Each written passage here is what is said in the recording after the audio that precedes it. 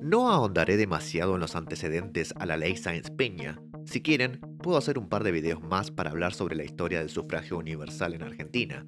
Sin embargo, sí es necesario que sepan un par de cuestiones. Primero que nada, el voto históricamente se prestó a fraude. Era cantado, la adulteración de los mismos era muy fácil, mismo en la compra, y desde ya que no toda la población votaba.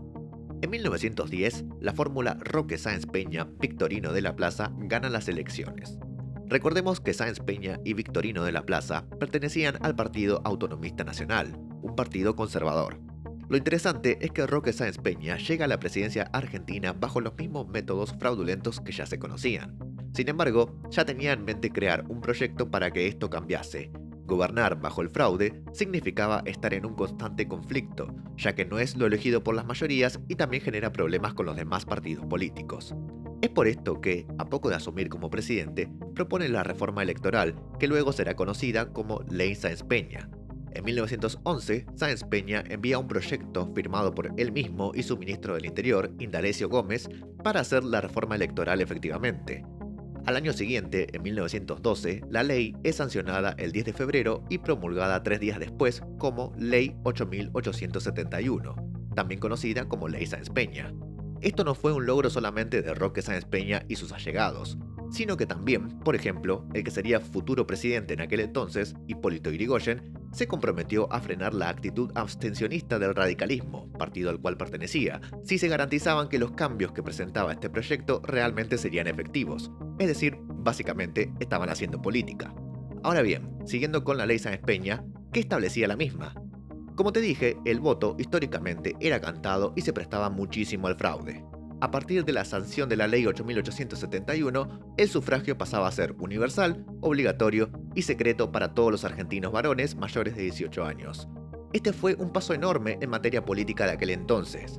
Justamente la población ahora se ve mucho más involucrada en el proceso político de elección. Igualmente, se le pueden hacer unas críticas, ya que lo considerado como universal en aquel entonces no incluía a las mujeres, quienes recién podrían obtener el derecho a voto en el año 1947 y tras una larga lucha.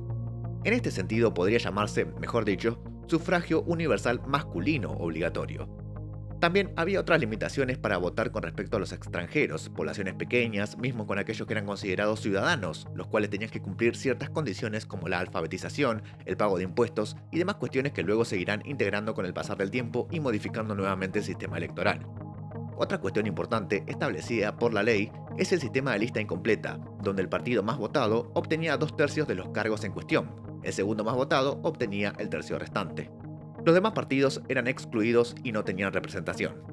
Luego de sancionada esta ley, 2 años más tarde, en 1914, Roque Sáenz Peña fallecería y en 1916, año de elecciones presidenciales, ganaría el radicalismo con la fórmula Hipólito Yrigoyen-Pelagio Luna.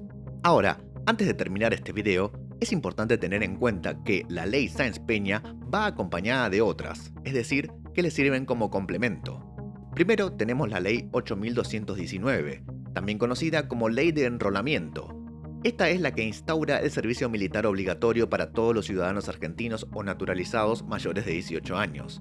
Pero, más relacionado a la ley Sáenz Peña, también obliga a generar una libreta de enrolamiento, es decir, un documento que acredita la identidad del ciudadano y que lo habilita a emitir el sufragio. Se abandona el anonimato. Luego, tenemos la ley 8130, también conocida como Ley de Formación del Padrón Electoral. Con esta ley se formaliza la lista de electores de manera sistemática y se crea un padrón permanente, evitando así el fraude preelectoral. Es decir, por si no entendiste, ahora están registradas por el Estado las personas que tienen derecho a votar. Y así llegamos al final de este video, espero que te haya servido. Si necesitas que hable de algún tema relacionado, es decir, que lo profundice, puedes hacérmelo saber en los comentarios. Hasta la próxima.